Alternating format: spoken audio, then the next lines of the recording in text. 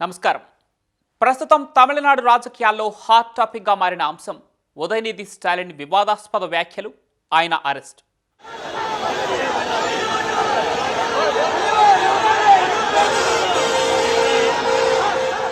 అయితే ఈ పరిణామాల వెనుక మళ్లీ తెరపైకి వచ్చిన అసలు అంశం కావేరీ జలాల వివాదం. అసలేంటి నీటి పంచాయతీ? దశాబ్దాలుగా కర్ణాటక, తమిళనాడు మధ్య కొనసాగుతున్న ఈ నీటి యుద్ధం ఎందుకు ఏటా మళ్లీ రగులుకుంటోంది?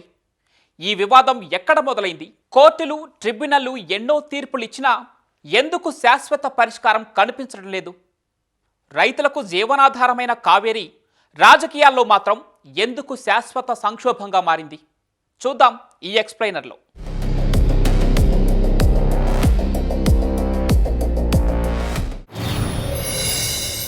దక్షిణ భారతదేశంలో అత్యంత పవిత్రమైన నదిగా, దక్షిణ గంగగా పూజలందుకునే కావేరీ కర్ణాటక, తమిళనాడు మధ్య దశాబ్దాలుగా రాజకీయ, సామాజిక, భావోద్వేగ ఘర్షణకు కేంద్ర బిందువుగా నిలుస్తోంది.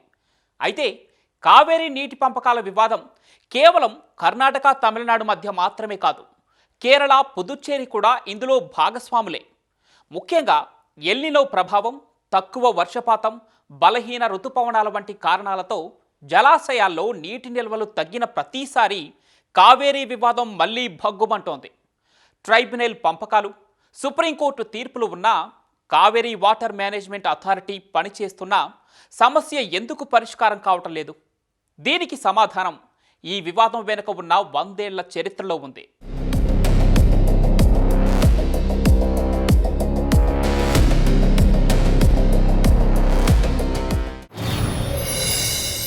కావేరీ వివాదం మూలాలు బ్రిటిష్ పాలనా కాలం వరకు ఉన్నాయి. 1892లో, తర్వాత 1924లో అప్పటి మైసూర్ సంస్థానం, మద్రాస్ ప్రెసిడెన్సీ మధ్య 2 కీలక ఒప్పందాలు జరిగాయి. ఆ ప్రకారం దిగువన ఉన్న మద్రాస్ ప్రెసిడెన్సీ సాగునీటి అవసరాలకు ప్రాధాన్యం లభించిందని, ఎగువన ఉన్న మైసూర్ అభివృద్ధికి పరిమితులు విధించారని కర్ణాటక వాదిస్తోంది. 1956లో రాష్ట్రాల పునర్వ్యవస్థీకరణ తర్వాత ఈ వివాదం కొత్త రూపం దాల్చింది. 1974లో 1924 ఒప్పందం గడువు ముగిసిన తర్వాత కర్ణాటక నది మా రాష్ట్రంలో పుడుతోంది, ముందుగా మా అవసరాలు తీర్చుకోవటం సహజ హక్కు అని చెబుతోంది. ఇదే సమయంలో శతాబ్ద కాలంగా కావేరీపైనే ఆధారపడిన డెల్టా వ్యవసాయం నీరు లేక నాశనం అవుతోంది అంటూ Tamil Nadu వాదిస్తోంది. The lower riparian states should always be taken into consideration. Without taking the consent or consulting the lower riparian states, whatever Karnataka does is arbitrary. Moreover, it doesn't obey the orders of the tribunal or the Supreme Court. We have been fighting only judicially, through the process of judiciary, that Tamil Nadu should be rendered justice. The same is the DMK stand, and also the attempt of constructing a dam at Megadadu by the Karnataka very adamantly will be very harmful. It would turn Tamil Nadu into a desert. Kaveri is the lifeline of the farmers in Tamil Nadu. So in that situation, if another dam is constructed, total water flow will be obstructed and Tamil Nadu will not be a cultivating area at all. So we are against the construction of the Megadadu dam in Karnataka.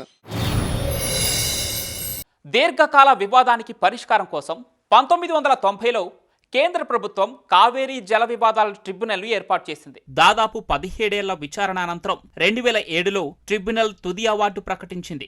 అయితే ఇరు రాష్ట్రాలు అభ్యంతరాలు వ్యక్తం చేయడంతో case సుప్రీంకోర్టుకు చేరింది. 2018లో supreme court చారిత్రాత్మక తీర్పు వెలువరించింది. అంతర్రాష్ట్ర నదులు ఏ ఒక్క రాష్ట్రానికి చెందినవి కావని, అవి జాతీయ వనరులని స్పష్టం చేసింది. అదే సమయంలో బెంగళూరు నగర తాగునీటి అవసరాలను పరిగణలోనికి తీసుకుని కర్ణాటకకు 284.75 టీఎంసీ, తమిళనాడుకు 404.25 టీఎంసీ, కేరళకు 30 టీఎంసీ, పుదుచ్చేరికి 7 టీఎంసీల నీటిని కేటాయించింది. ప్రతి నీటి సంవత్సరంలో బిల్లిగుండ్ల వద్ద 177.25 టీఎంసీ నీటిని తమిళనాడుకు విడుదల చేయాలని ఆదేశించింది. ఈ తీర్పు అమలు కోసం Kaveri water management authority, Kaveri regulation కమిటీలను కూడా ఏర్పాటు చేశారు. సుప్రీంకోర్టు తీర్పు ప్రకారం కర్ణాటక విడుదల చేసే నీటిని కొలిచేది ఈ బిల్లిగుండ్లు సిడబ్ల్యూసి గేజింగ్ స్టేషన్ వద్దనే.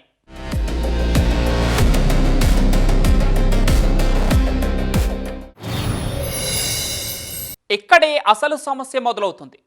సాధారణ సంవత్సరాల్లో నీటి పంపిణీపై మార్గదర్శకాలు ఉన్నప్పటికీ తీవ్ర కరువు పరిస్థితుల్లో నీటిని ఏ ప్రమాణాలతో పంచుకోవాలనే విషయంలో ఇరు రాష్ట్రాలు ఏకాభిప్రాయానికి రావటం లేదు. తమిళనాడులో జూన్ జూలైలోనే కురువై వరి సాగుకు నీరు అత్యవసరం. అదే సమయంలో కర్ణాటకలో వర్షాలు ఆలస్యమైతే డ్యాముల్లో నిల్వలు తగ్గిపోతాయి. అలానే తమిళనాడులో కేవలం జూన్ జూలైలో వేసే కురువై సీజన్తో పాటు ఆగస్టు సెప్టెంబర్లో ప్రారంభమయ్యే సంబా సీజన్కు కావేరీ నీరు అత్యంత కీలకం. ఇలాంటి పరిస్థితుల్లో ముందు తాగునీరు, తర్వాత సాగునీరు అని కర్ణాటక, ఒప్పందాల ప్రకారం నీటిని తప్పనిసరిగా విడుదల చేయాలని తమిళనాడు వాదిస్తూ వస్తున్నాయి. వీటికి తోడు బెంగళూరు భవిష్యత్తు తాగునీటి అవసరాల కోసం ప్రతిపాదించిన మేకేదాటు బ్యాలెన్సింగ్ రిజర్వాయర్ ప్రాజెక్టు కూడా కొత్త వివాదానికి దారితీసింది. తమిళనాడులోని తిరుచిరాపల్లి, తంజావూరు, దిండిగల్, ఈరోడ్ వంటి నగరాల తాగునీటి పథకాలు కూడా కావేరీపైనే ఆధారపడ్డాయి. I am appealing, see, on the issue of Kaveri issue. I know that Tamil Nadu has gone to the court. That is what I have got the information. It is their right. I don't want to question their right. But we have respected the law of this country. We have respected. I did not take a decision because I had to take all party into confidence. I took the all party into confidence. All my leaders, including the BJP, Janata Dal, they have cooperated. Entire Karnataka stands united. I salute all my leaders, all the party senior leaders, all the former chief ministers, all the union ministers supported. We are complying with the orders given by the management authority. We are fully with the system of law. We will respect them. Kaveri వివాదం కేవలం నీటి సమస్య మాత్రమే కాదు. ఇది రెండు రాష్ట్రాల్లోనూ అత్యంత శక్తివంతమైన రాజకీయ అంశం. కర్ణాటకలో పాత మైసూరు ప్రాంత రైతులు, ముఖ్యంగా మండ్య, మైసూరు, హాసన్ ప్రాంతాల వ్యవసాయం, అలాగే బెంగళూరు తాగునీటి అవసరాలు ఎన్నికల్లో ప్రధాన చర్చగా మారుతూ ఉంటాయి. తమిళనాడులో కావేరీ డెల్టా జిల్లాలు రాష్ట్ర రాజకీయాల్లో కీలకమైన ఓటు బ్యాంకు. అందుకే ఏ ప్రభుత్వం అధికారంలో ఉన్నా నీటి విషయంలో వెనక్కి తగ్గితే రాజకీయంగా భారీ మూల్యం చెల్లించాల్సి వస్తుంది. ఇలా కావేరీ మా తల్లి అనే కన్నడ భావోద్వేగం, కావేరీ మా జీవనాధారం అనే తమిళ ఆందోళన ఈ వివాదాన్ని కేవలం నీటి పంపకాల సమస్యగా కాకుండా భాష, ప్రాంతీయ గౌరవం, రాజకీయ ప్రతిష్టల పోరాటంగా మార్చేశాయి. సినీ కళాకారులు తరచూ ఈ నిరసనల్లో పాల్గొంటూ ఉంటారు.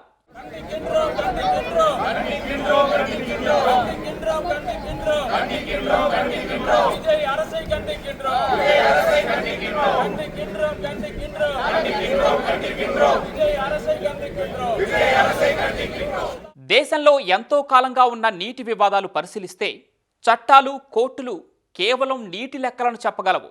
కానీ శాశ్వత పరిష్కారం రావాలంటే వాతావరణ మార్పులకు అనుగుణంగా రెండు రాష్ట్రాలు అంగీకరించే శాస్త్రీయ డిస్ట్రెస్ షేరింగ్ ఫార్ములా అత్యవసరం. అది జరగాలంటే పరస్పర నమ్మకం, సహకారం ఉండాలి. కర్ణాటక, తమిళనాడు మధ్య అది ఎప్పటికి సాధ్యమవుతుందో, ఈ కాగుతూనే ఉన్న కావేరీ జలాల వివాదం ఎప్పటికి పరిష్కారం అవుతుందో కాలమే సమాధానం చెప్పాలి. మరో ఎక్స్ప్లెయినర్తో మళ్ళీ కలుద్దాం. ఇలాంటి ఆసక్తికరమైన అంశాల కోసం చూస్తూనే ఉండండి ఈటీవీ ఆంధ్రప్రదేశ్, ఈటీవీ తెలంగాణ.